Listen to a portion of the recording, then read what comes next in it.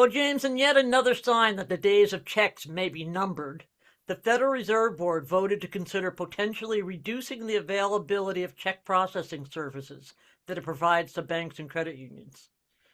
Okay. They voted to issue a request for comment on what level of services are necessary as the Fed contemplates investing in potential changes to its services. Okay. Now, as we know, check usage rather, has fallen significantly as more and more consumers, turn to digital payments. Right. And the federal government, you might remember, announced earlier this year that it's no longer issuing paper checks for tax refunds or benefits payments. Right. Right. Now, according to the Fed, fewer than 3 billion checks cleared in 2024, which doesn't mean fewer than 3 billion were written, because it doesn't count. The Fed doesn't count on us checks. It only counts the checks that are cleared between banks. Right. Okay. Sure. Okay, but still 3 billion is a significant number. Hmm. But that's down from 16 billion in 2018.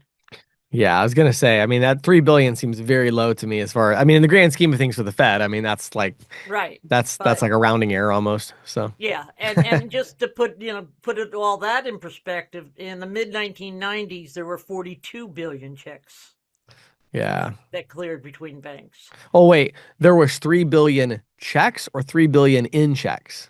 3 billion checks. Oh, okay. Well, I was like, I'm thinking to myself, I'm like, wow, is that even possible? Only 3 billion? I was No, no, no, no, no. I was like, wow, that's crazy. I Okay, mean, got it. you got to figure that probably those 3 billion, 2 billion of them were written by companies, Right. So because they were consumers are far more into digital payments than corporations are. right. Right. So And this is a very significant amount of volume still, but yeah, obviously down a lot from 42 billion checks. right. Yeah. I So mean, back in the 90s, it was 3 billion ACH transactions and 42 billion checks. And now it's almost switched. yep. It's not Yep. quite that money ACH, but ACH is really picking up. Right. But anyway, like I said, the Fed wants to know if it's worth the time and money to make investments in check services going forward, because the equipment they have is, pretty dated. And Right. it's basically the equipment that they put in to facilitate electronic check clearing when the check clearing for the 21st Century Act was passed, and that Right. was like in the early 2000s. So, Hmm. you can figure that a lot of that is pretty antiquated. But, the fact is that nothing is settled, because the Fed put this out for public comment and gave people 90 days to comment, and said it will issue another request for comment once it has a fix on what it might do. Yeah. Yeah. So it's, even so, it's going to be a couple of years. And by that time, we could be down to 2 billion checks. Right. You Right. know, I don't think, as it stands now, especially with companies, I mean, I think the latest Association for Financial Professionals data is that 40% of companies still write checks. Right. Right. Yep. And so it's going to be a long time coming, but Yeah. uh, it'll be interesting to see what those comments are, because Sure. I was just looking just the other day. I was really interested in this. I may or may not have shared this with you, but back in the mid '90s, I put on a series of conferences called Chexpo, and it was all about Really. the electronification of checks. Really. Yeah, I did yeah. not know about that. That's kind of cool. Yeah, in fact, that's actually how I met Paul Green. He came and gave a speech to one of my conferences, talking about checks that will never go away. Of course, he owned an interest in a check clearing company, company Right. that Right. did Right. check services. So of course Sure. he's Sure. going to say that. But yeah, I predicted. I was, one of the people thought I was crazy, but I was like predicting that we are going to have what's equivalent to electronic check. I was a little bit off. I had my theory was that you would fill it out like it was a check on your computer screen Mm. and hit send, and it would go off to your, Patty I mean Murphy to mean Jamie Shepard. that's pretty close. It's pretty darn close. That's very close to that's definitely ACH, right? I mean Right. that is And that's ACH, like, right. And there is an ACH thing called the e-check. Right. Right. And I Yeah, mean, but I'm saying even regular ACH, a lot of times when you see the actual form for an ACH right, transaction, they make it right. look like a check because they want people to know what they're supposed to, where they grab the account and routing number from. So Yeah, yeah, that exactly. was pretty dead on actually. Yeah, I thought I was pretty close, and and that's how I met a lot of people, that in the Czech industry. It used to blow my mind though, because I remember getting a couple tours of check processing centers, Hmm. and there's they call I think it's called a check letter. It's what they used to call it. It was like when they would have literally these huge duffel bags filled with checks that they would Mm, move from bank to bank for clearing. yeah.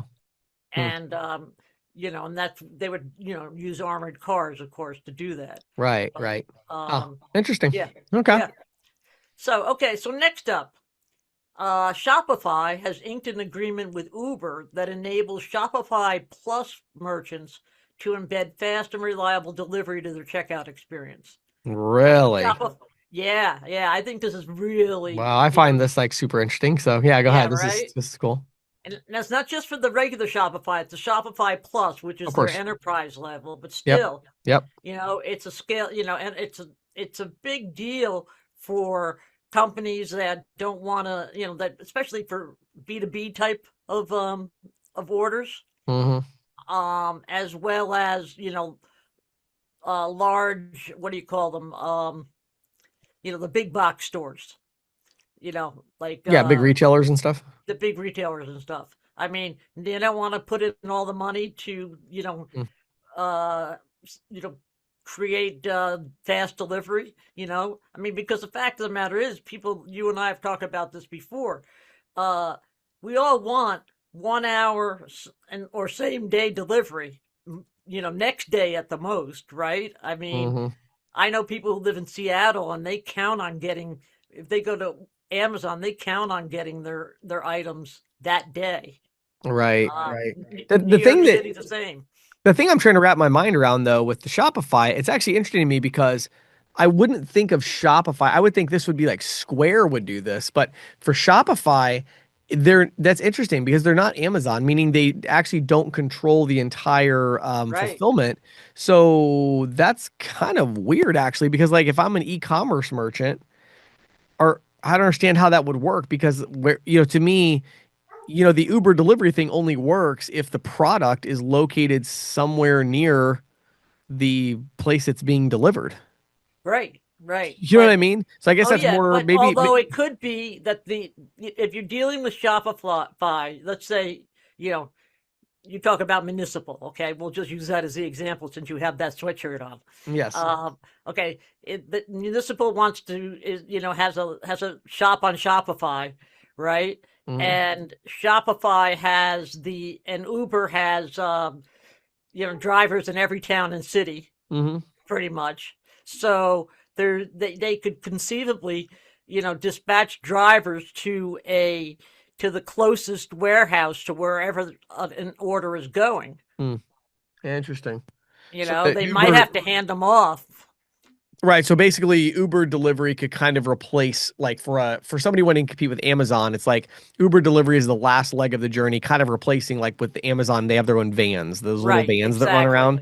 Exactly. Um, Very interesting, actually. I mean, it's fascinating to me. Maybe the other angle here, Patty, maybe this is Shopify flexing its muscles a little bit on card present. Maybe they're saying, hey, we want to compete with Square and the card present because, they have Shopify POS. Oh yeah, Um, yeah. and so maybe this is their way of saying, also, we have this service. So if you're more card present, you're more localized. We have this great delivery option that currently I don't think, I could be wrong about this, but I don't think Square has ever rolled out a delivery To my uh, knowledge, they haven't. like a No. Postmates or I don't think they've done anything like that. So that is interesting. Yeah, yeah. I think it's really interesting, and I think that it just sort of goes to show the always on commerce thing is spreading Hmm. beyond Amazon and the likes of those. You talk about just as an aside, I'll mention I get a lot of deliveries because I live out in the middle of nowhere and I don't like to go shopping in stores. Hmm. Um, and I do a lot of online ordering. Hmm. And there are a few, it's not Amazon, it may be Amazon, but I'm thinking it's more likely UPS, where they hire. There's a guy that comes and he's just driving a Ford Expo or something like that, Right, that right. delivers packages to me. Yeah, Um, yeah, and I'm pretty sure he's not. I know Amazon has people that they hire like that, but this is I'm pretty sure this is not an Amazon. Um, and hmm, I've gotten just a couple days ago. It's like who's that coming in my driveway? I yeah, don't recognize that car.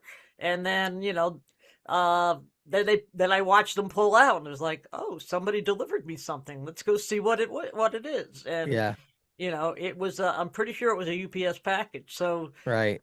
that might be, something they do for, like you say, the last leg of the journey. Yeah, and again, that most likely that was Postmates, right? So Postmates is this Okay. they're like a behind the scenes company that basically has this full network of drivers from both people that drive for Uber, DoorDash, Uh-huh. Grubhub, whatever. And you can technically tie into their API to build your own delivery network. Anybody can. Um, Okay. there's several companies that have done this, but in reality, it's very difficult to get like an agreement with them to be able to use their API, right? And so you have to have some serious scale to do it. So there's Right. been several companies that have tried to implement that. Order Out is a company that we've had on the podcast before that's leveraged that. Right. I remember And so them. it's yeah, it can it's something that can be done, but again, it's they have that network. So again, that network already exists. To Mm-hmm. me, the interesting thing is that Shopify would put this focus on this like last leg delivery when they're more of the e-commerce. It's Right. yeah, it's interesting. It almost makes you wonder if they're thinking of going into the almost if they're trying to compete directly head to head with Amazon a bit more, meaning, That's what I thought of it. Amazon Yeah. has all these resellers, but then Amazon actually warehouses a lot of their stuff and is Right. really involved in fulfillment. So maybe they're thinking about that. I don't know. That's interesting though. That's what clicked in my head when Yeah. I read it. So Mm. anyway, next up, I just want to do I had I go trolling across everybody's Hmm. websites, Yep. MasterCard, Visa, the government, vendors. And I came up with something that I thought was really interesting. I'm like you, I'm very interested in economics, right? Hmm. What's the economy doing? I mean, it's very pertinent to our business. So, Yeah. um, MasterCard has put out a bunch of predictions for 2026. Hmm. And they're predicting that gross domestic product for the global economy is going to be about 3.1% next year, which is actually down from 3.2% this year. But Hmm. here's the other side. GDP is predicted to grow in the US to 2.2% from 2%.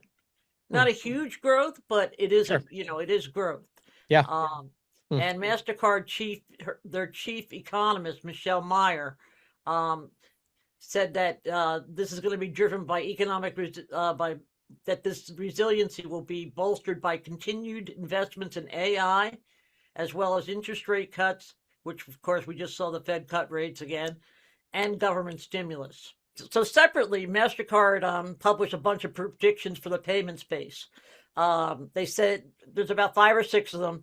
The first one, agentic commerce will expand in 2026, which is no big surprise, but so will the guardrails. And they're going to focus on, they expect the guardrails to focus on how to identify that an agent is legitimate, how to strengthen authentication and reduce fraud, and how to capture intent in cases where the AI transactions go awry.